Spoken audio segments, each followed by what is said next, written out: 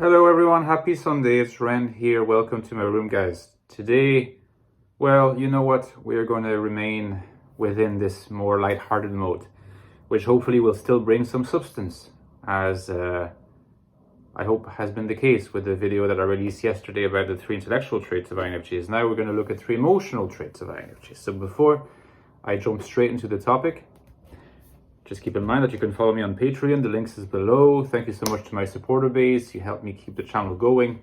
Consider supporting me. For those who haven't yet, my book on the INFJ, The Ecstatic Soul, still available. All the links down below for less than $10. And the Infinite Castle, my new novel. Thank you for your support.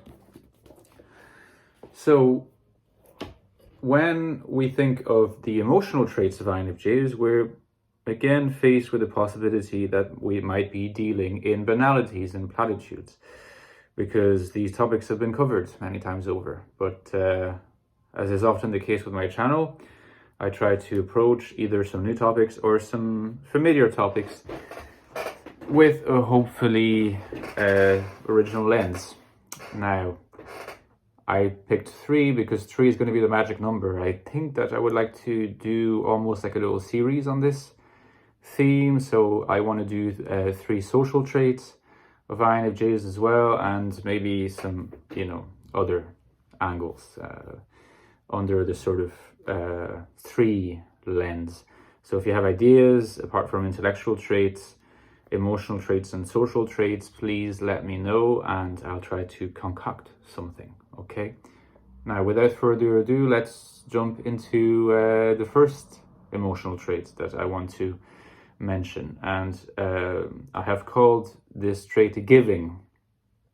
I think that emotionally speaking, INFJs are giving, but be careful. This is to be understood in a rather general sense, nearly abstract sense. By saying that INFJs are emotionally giving, I'm not implying that all INFJs are Enneagram 2s, far from it.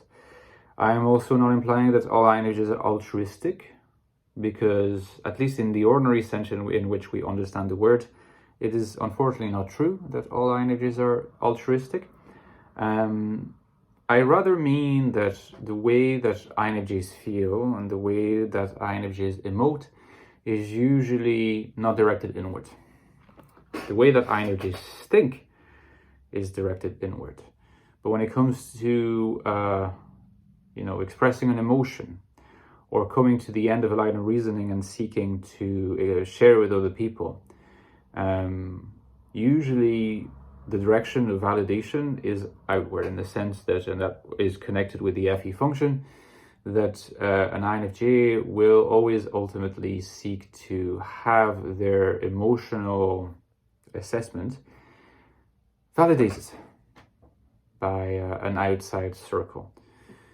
This might not be done in an Enneagram 3 way in this case, where the approach is very clear and very obvious that there is this need for validation. It might come across in the way that the INFJ express themselves. There will be a seeking for a type of reaction by the other party or the other parties. And that's the way in which I mean, that's the meaning I want to give to this idea of giving or givingness, is that in some sense the INFJ feels a certain way, but also gives the emotion to what's outside them. Gives for the emotion to be shared, gives for the emotion to be assessed, gives for the emotion to be validated, and through that process, that emotion is also further understood, further assessed, and almost further felt by the INFJ themselves. Okay, now that's very foreign to an FI way of thinking, where there's no need for the givingness of the emotion, because all the assessment process is inward and checking against one's values is inward, in such a way that its FI users are much more insular in the way that they feel emotions. But with INFJs, the givingness is always going to be there, even if the INFJ is more distant, socially speaking, more introverted. There always be some people that they are close to even if it's not many people, where the givingness will happen.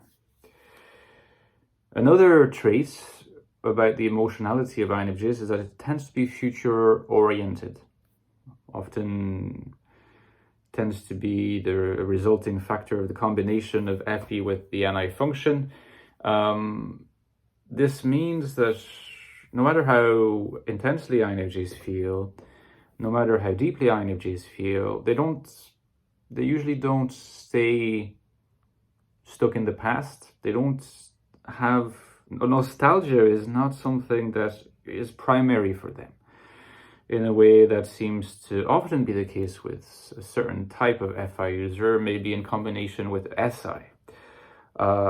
It might even work with TI and SI. I'm a little bit less certain of this, but there's a lot of nostalgic art and nostalgic music these days on the internet. It seems to be a corollary of postmodernity, this re-exploration of older decades or older aesthetics being kind of re-explored and reshaped in some way. You see that in vaporwave, and you see that in a lot of other types of art as well. I just don't think that this originates from a very INFJ place.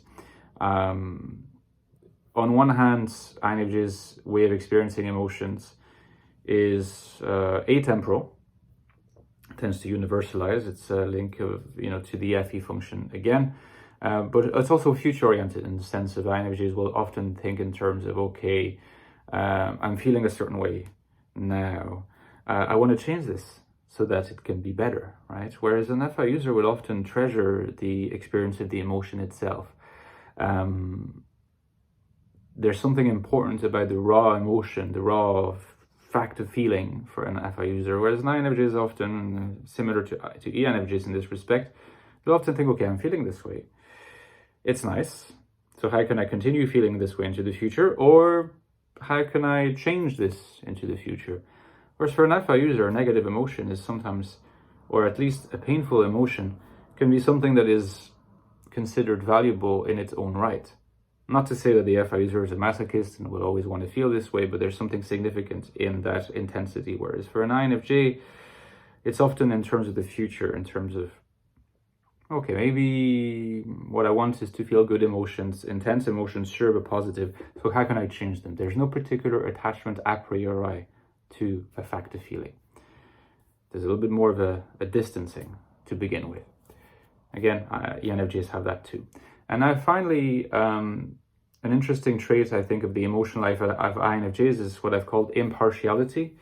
This can be something that, again, maybe FI users find a little bit difficult to understand, because FI users in some ways have no problem with being partial, in the sense that they might feel more strongly about a person or about a film or about a topic than another one, but particularly when it comes to people, like FI users often say, okay, like this person is shit, I hate this person, I actually hate them, I don't want to spend any time with them, and that's perfectly okay with them, and when it comes to an INFJ, it's not quite as straightforward, of course, they'll dislike some people more than others, but the way in which they justify that is interesting to observe. It's impartial, more impartial in the sense that they will want to give everybody their fair share. And if they decide to distance themselves with certain kinds of people, or to even come to a judgment that they dislike a person, it will never be in purely personal terms. It will always be with a reference to an impartial framework, according to which the persons may be failing alongside this or that universal dimension of judgment, that this or that universal dimension of value. FI user usually is very happy to say, just can't stand them, and that's enough. You see that with the ENTJs all the way to our INFPs, right? I hate them. I don't want to see them. I dislike them. INFJ is the I that makes these judgments not sufficient somehow. They have to arise to a level of impartiality where, they can at least make a judgment that's backed up by, impersonal justifications and values. Eventually, the decision is more personal. They will hang out with people that they like more than others, but the reference always has to be impartial. Let me know what you think in the comments, guys, about the givingness, about the future-orientedness, about the impartiality, If you relate to it, maybe you're not an FE user, maybe you're not an INFJ, you don't relate to it, I want to know in the comments. See ya.